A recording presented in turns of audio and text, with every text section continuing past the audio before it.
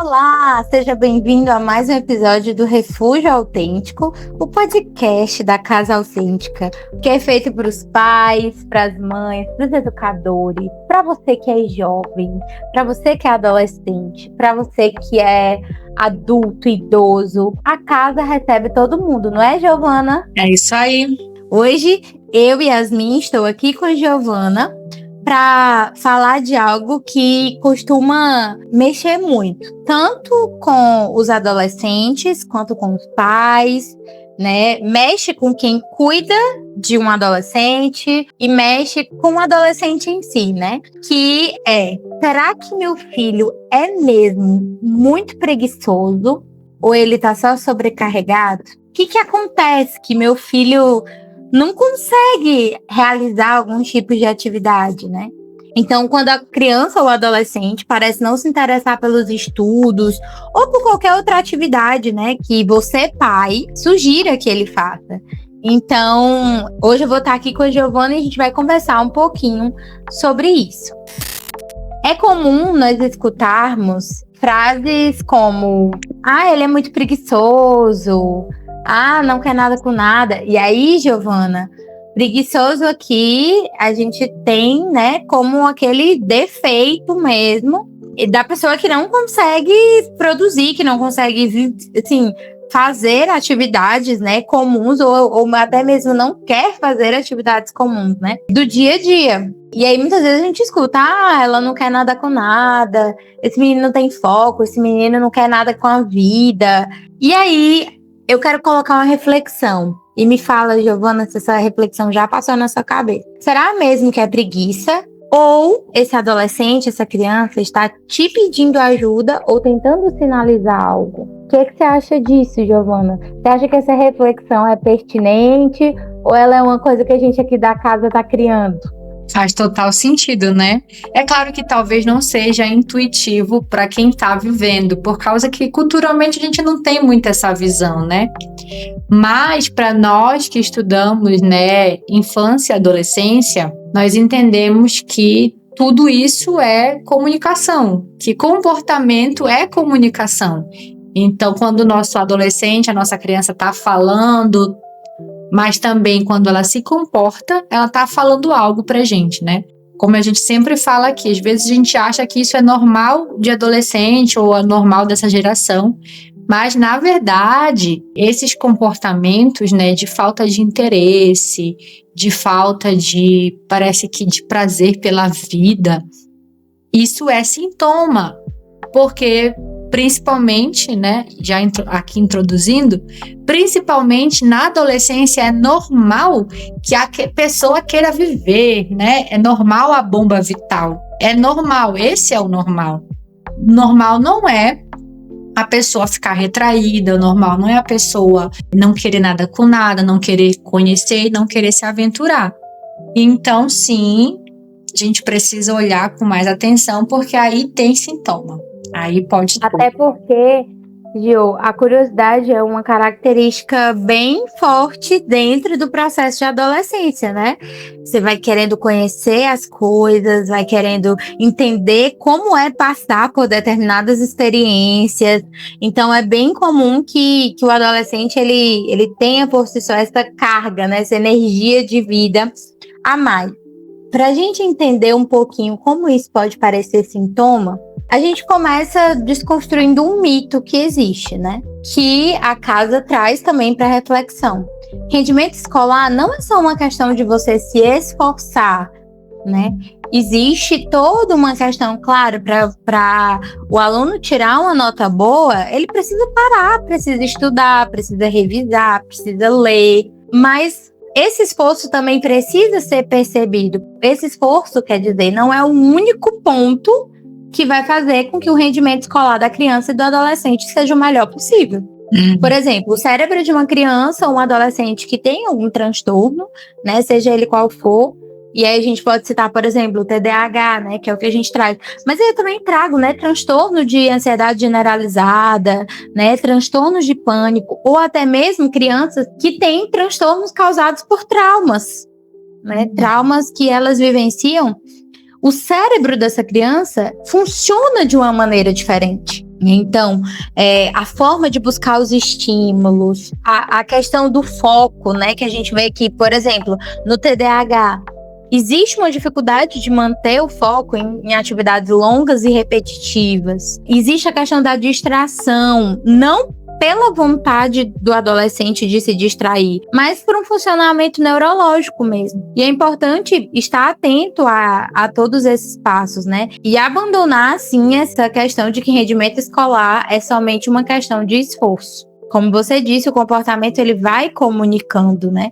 Quando a gente adiciona todos esses fatores, mais o estresse da escola, né? Então, assim, às vezes é uma briga com um coleguinha, que a gente acha que é besteira, mas acontece, estressa a criança, estressa o adolescente, né? Quando a gente vê a pressão para tirar as notas, né? A própria tensão de fazer uma prova, de fazer algo ali, alguma atividade da escola onde você sempre é exigido para fazer bem, para fazer melhor, o medo de não decepcionar os pais, o quanto esse cérebro fica sobrecarregado. Sim. E aí ele vai respondendo, ele vai tentando se defender, e aí existe ou a luta, né, o rebatimento, ou o comportamento agressivo, ou a questão da fuga, que é o isolamento, que muitas vezes também é comum, ou então o congelamento. O adolescente ele para, ele não consegue produzir, ele não consegue alcançar o rendimento esperado, né, dentro daquele nível ali que ele está estudando. E assim, né, é muito interessante porque isso pode acontecer em qualquer idade, tá? O tema do episódio de hoje é rendimento escolar, né, e essa questão da falta de interesse. Gente, pode ser uma coisa simples como meu filho não está numa escola boa. Pode ser isso.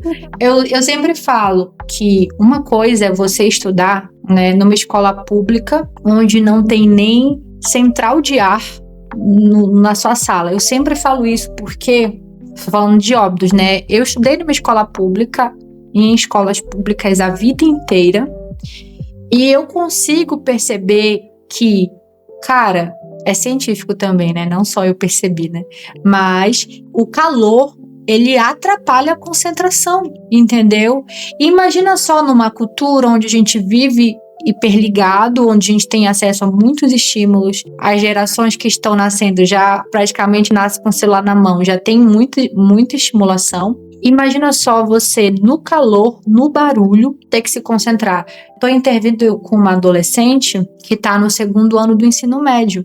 Ela não tem TDAH, ela não tem autismo, né, que até foi algumas hipóteses diagnósticas de alguns profissionais que ela passou, mas assim, é uma coisa básica como o barulho não ajuda, e depois do barulho, né, a gente descobriu um problema na visão, né, então assim, eu, por exemplo, eu nunca consegui estudar na escola, né, eu ia pra aula, mas eu não aprendia quase nada, eu tinha que chegar em casa e estudar, porque eu não me concentrava na aula. Eu era inquieta, os meus colegas inquietos, enfim, não parava de falar. Imagina só a Giovana, Yasmin, imagina só a Giovana dando trabalho na sala de aula. Eu peço perdão aqui para os meus professores. Eu imagino. Gente, cara, eu imagino assim, fazer muita pergunta, meus colegas odiavam isso, né? Não entendia nada, tinha que perguntar, né? Então são várias coisas, né? Nós atendemos também, pegamos uns casos, que até teve podcast sobre isso, de pessoas que estão na faculdade e aí já não estão performando tão bem, né? A gente pode parar e pensar, será que a pessoa está se encontrando naquele curso? Será que, o que está rolando aqui? Gente, pode ser tanta coisa, né? Mas o nosso foco é sempre pensar o seguinte aqui, cara, a gente não pode colocar na cabeça da pessoa, né? Preguiçoso, distraído, porque a gente precisa investigar o que está por trás, porque normal não é.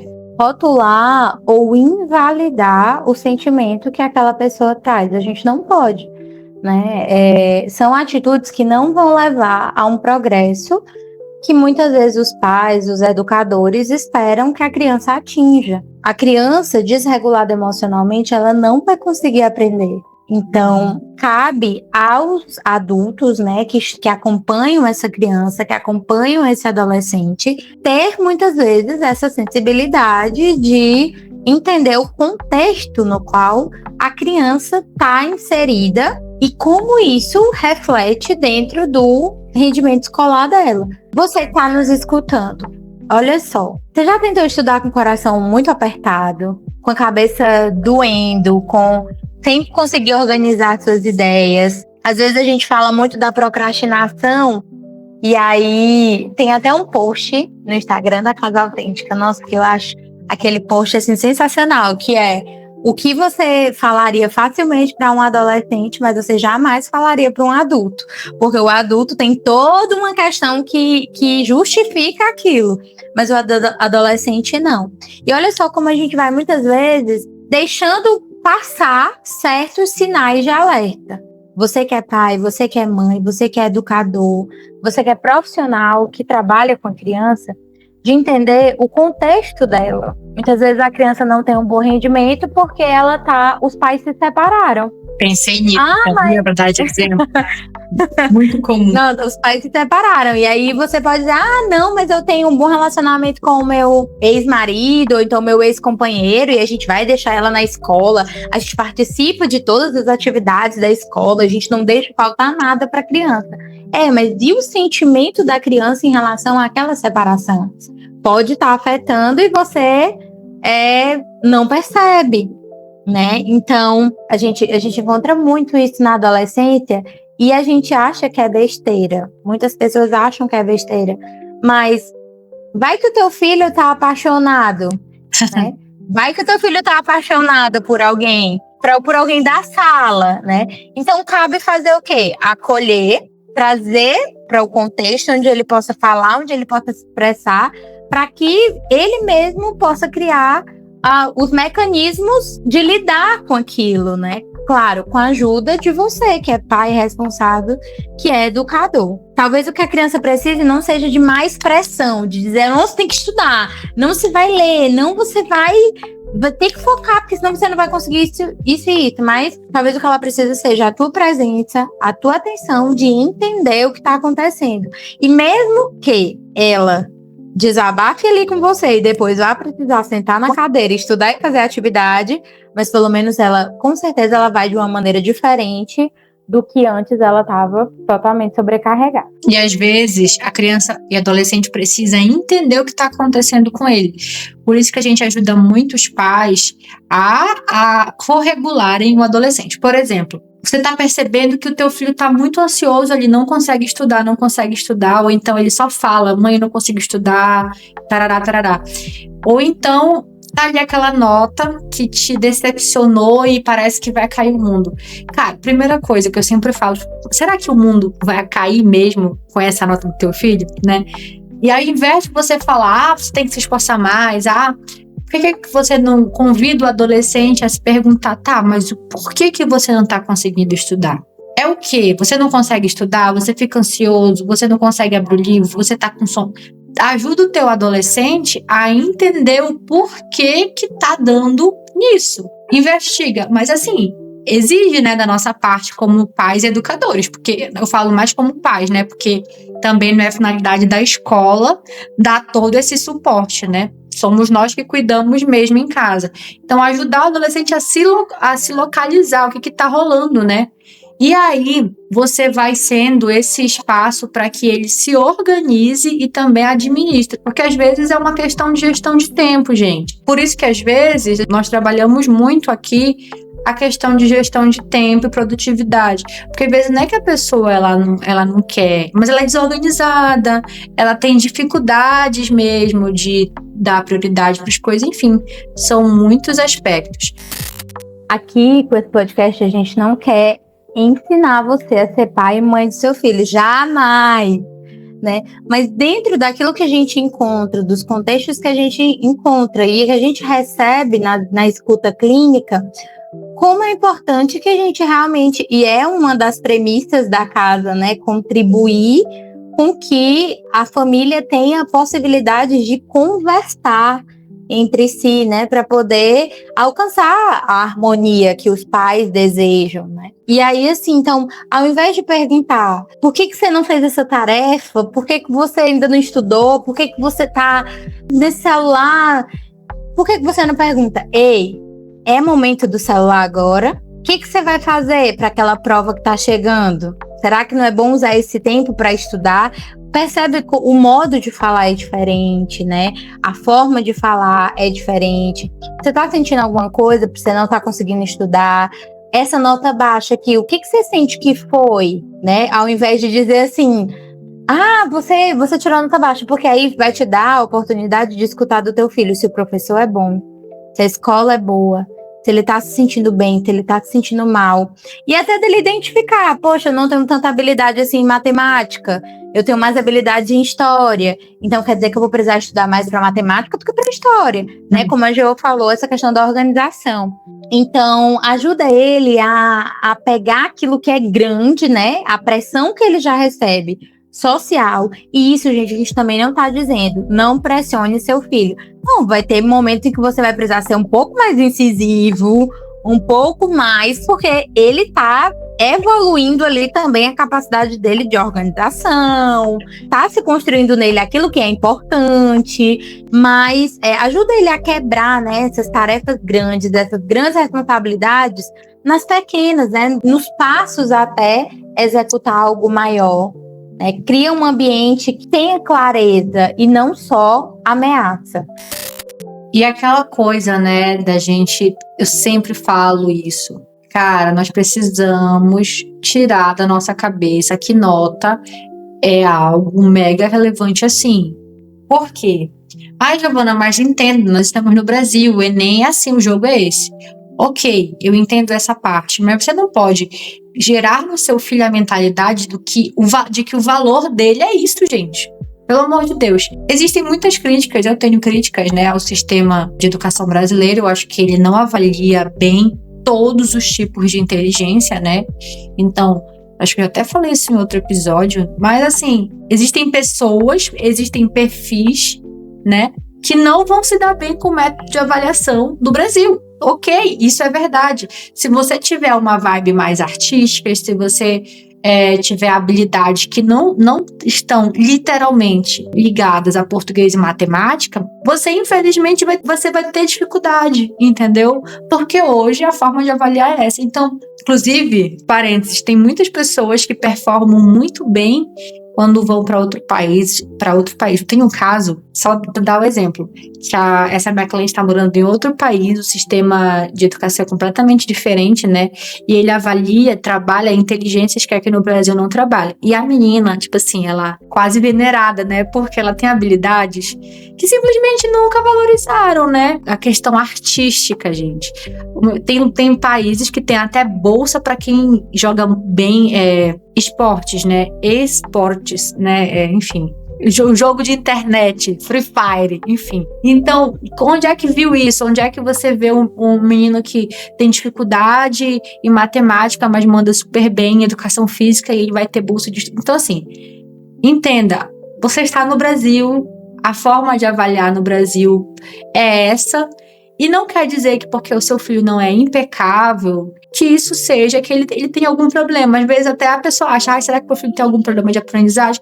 Não, é que ele tem habilidades que infelizmente aqui não são muito valorizadas. Então, fica na paz, né? Vamos valorizar quem o nosso filho é, reconhecer os avanços, valorizar e tudo mais. Lembrar que também cada criança tem um ritmo e, portanto, né, não dá pra gente ficar comparando, porque isso não adianta, né? Não agrega em nada. E nem cabe dentro, muitas vezes, do diálogo da família, né? Do contexto da tua família e por aí vai. Para fechar o episódio de hoje, então, a próxima vez que o seu filho ou a sua filha, ou o aluno ou o adolescente que você acompanha, parecer sem interesse, respira fundo, tenta ampliar o teu olhar, pergunta como ele tá, escuta. E eu repito, gente, mesmo que você saiba que você vai precisar dar uma orientação e que você não vai deixar de dar essa orientação, ele vai precisar executar aquilo que você vai propor, mas primeiro escuta ele, acolhe aquilo que ele está sentindo. Você vai ver que vai ter uma grande diferença, né? Muitas vezes o que a gente acha que é preguiça é, na verdade, um pedido de ajuda ou um desejo de ser escutado, né? De ser ouvido. E aí a gente parte para um momento de sugestão na casa, da casa, são indicações que podem te ajudar a ampliar mais ainda essa reflexão que a gente trouxe aqui nesse podcast. E a Jo tem uma bem bacana para te dar, né, Jo?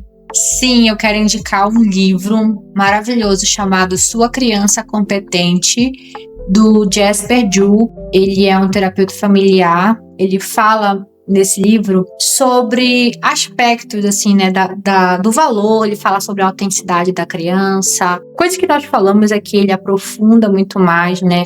Então tem essa vibe de educação positiva. E ele também te ajuda a entender que educação positiva não é educação permissiva. Ele é maravilhoso, então eu quero indicar hoje para vocês. Vocês sabem que eu tô dando aqui todas as indicações de educação positiva possíveis. E esse é um livro que você não pode também deixar de ler.